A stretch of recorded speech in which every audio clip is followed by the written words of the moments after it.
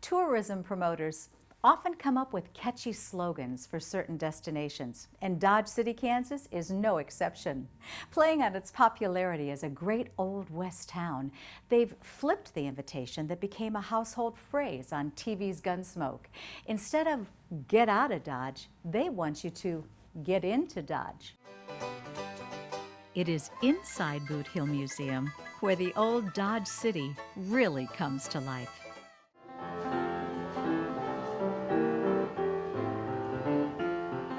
You can hear the sound of a honky-tonk piano inside the Long Branch Saloon, which is just one of the attractions in the Boot Hill Museum.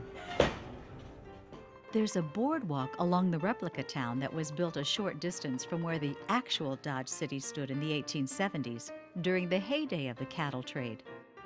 And there are plenty of people around who know the history, the folklore, and the fiction that has long been associated with what once was a real Wild West town.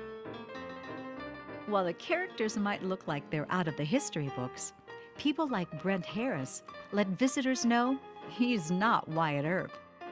But he's happy to tell tourists about Dodge City and how it became a boomtown. There were hundreds of thousands of feral longhorn cattle in southern Texas. The country needed meat, high demand for meat. In Texas, those cattle were worth $4 a head. If they could get them to Dodge City, which in turn would be placed on the train to be shipped to the processing plants, they could sell the cattle for $40 a head. Pretty good incentive.